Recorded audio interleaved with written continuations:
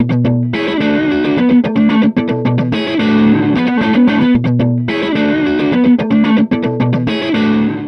nombre es Giovanna Bañuelos, del Partido del Trabajo, y formo parte de la lista por la circunscripción cuarta, que es la del Distrito Federal del Partido del Trabajo para el Congreso de la Unión.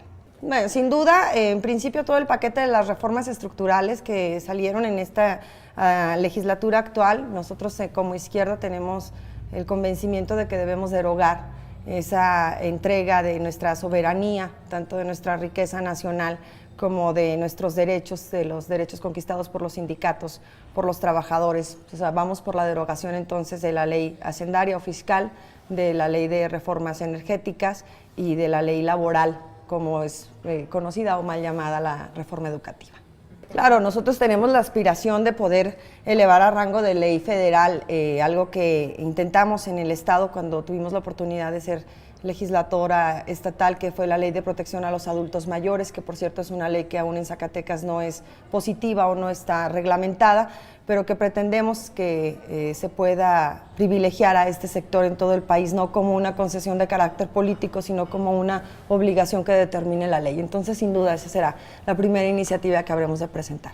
En atención médica, atención de apoyo incluso directo a través de becas o pensión vitalicia, como nosotros le llamamos, la asesoría jurídica para que puedan dejar en regla todo su patrimonio, por modesto que éste sea, pero fundamentalmente que tengan una atención integral en materia de salud. Sí, y lamentablemente es que están en una etapa en la que todo lo que pudieron aportar a la sociedad lo hicieron, que están jubilados, en algún caso ni siquiera con una pensión, que no se tiene certeza ni de poder sacar adelante sus propias necesidades. Olvídate tú de las familias. Es un sector vulnerable, pero también olvidado por la insensibilidad del gobierno, que solamente voltea a verlos en procesos electorales o que solamente en tiempo de campaña se convierten en una prioridad, pero que no hay una política pública realmente dirigida a este sector de las personas adultas mayores, y que nos parece que es un tema de una justicia social elemental en nuestro país. Pues que es muy grave esta tendencia privatizadora que tiene el actual gobierno y que a través de sus esbirros en la Cámara de Diputados ha hecho posible que se entreguen nuestros recursos naturales a los intereses privados, ya sean nacionales o extranjeros, que sucederá con el agua algo muchísimo más delicado de lo que sucedió con el petróleo, que nosotros esperamos que estos foros que se están celebrando con especialistas puedan por lo menos servir como una práctica dilatoria para que nos den oportunidad de llegar, de ser posible con una mayoría de la oposición a la Cámara de Diputados y poder enmendar este camino que lamentablemente ya ha determinado el PRI y sus aliados al interior de Cámara de Diputados, y que no tiene ninguna otra lógica más que entregar nuestra riqueza, nuestro patrimonio y el futuro de todas las generaciones que vendrán de los mexicanos a intereses cupulares, a intereses de unos cuantos. A final de cuentas es que el Estado está obligado a brindarte, lo marca nuestra Constitución, servicios como vivienda, como educación, como calidad de vida, pero es un derecho humano el tener acceso al agua, es algo que ni siquiera lo determinan las reglas nacionales, sino que ya está estipulado pues como un derecho humano según la Organización de las Naciones Unidas. Entonces nosotros vamos a defender ese principio. Nos parece que hay un sinnúmero de alternativas lejos de la privatización para poder darle servicio a toda la sociedad, y que la medida sin duda más práctica y más inmediata es una medida anticorrupción de todo el sistema de gobierno, para que puedan ser sostenibles estos órganos reguladores de agua. Se puede abastecer a todo el país de este vital líquido, sí, claro, si se limpia de toda la corrupción que hay, y no solamente en quienes administran el agua, sino en todo nuestro sistema político en general en el país. Bueno, sin duda sanciones no solamente severas, sino voluntad política para poderlas aplicar. Creo que no es un tema de ausencia de un marco legal. Tenemos en el Estado y en el país castigos claramente estipulados en la ley, pero sí también la omisión de las autoridades para poder ejecutarlas. Entonces ahí ni siquiera es un tema de carácter jurídico o legal, es un tema de compromiso social, de voluntad política, de honestidad y de responsabilidad en cuanto al cargo que protestas, porque la Secretaría de la Función Pública no es más que un elefante blanco. En caso, por ejemplo, las auditorías en los estados tampoco sancionan a las administraciones ni estatales ni municipales. No conocemos en Zacatecas un ejemplo, o sea, que sea verdaderamente inspirador de cómo actúan estos órganos fiscalizadores. Al contrario, se han convertido en pesquisas de carácter político entre partidos políticos cuando hay alternancia en las administraciones, pero nunca una sanción que haya seguido un procedimiento legal justo, que se le haya dado derecho de audiencia al acusado, que se haya dado oportunidad de que se presenten pruebas y que en todo caso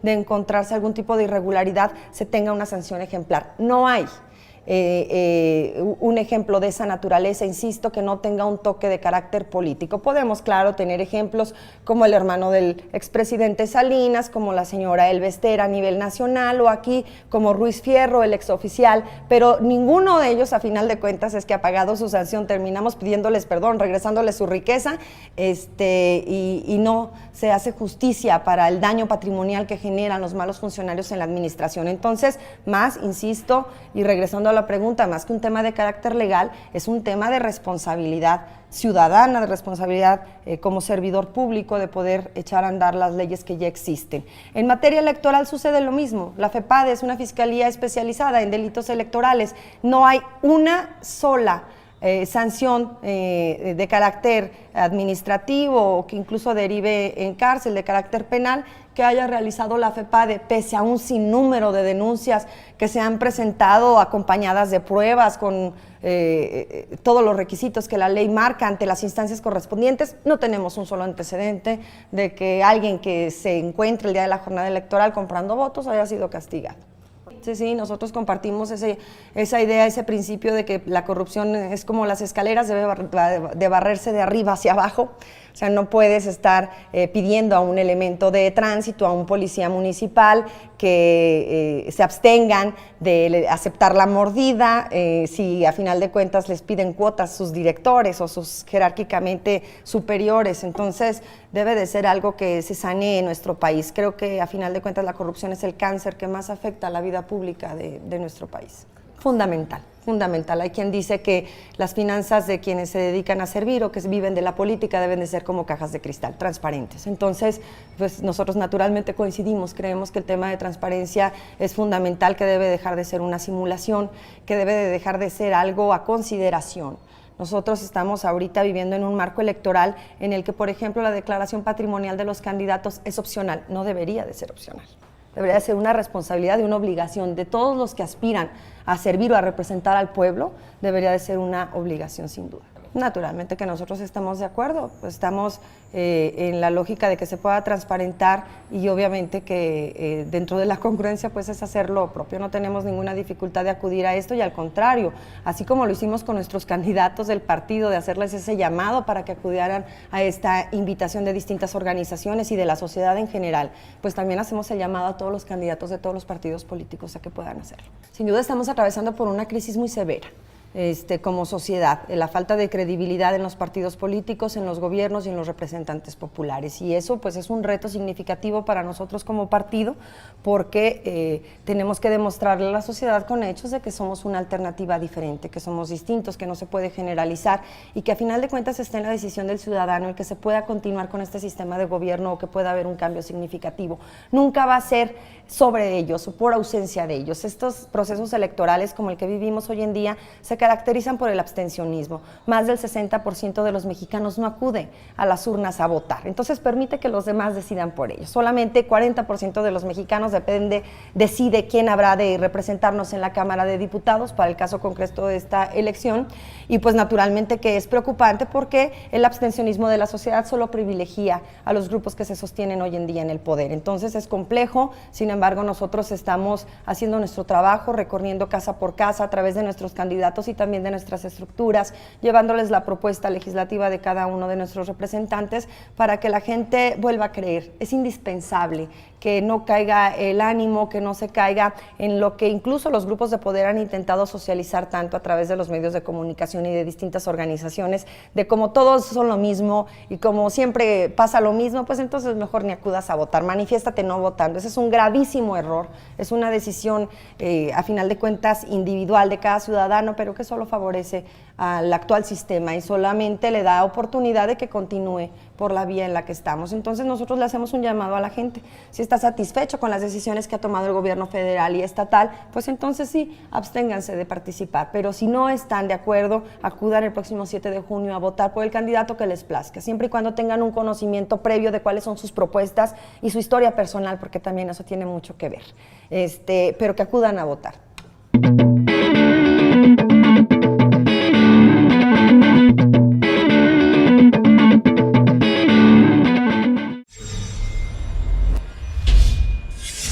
La Jornada Zacatecas TV, un espacio de libertad.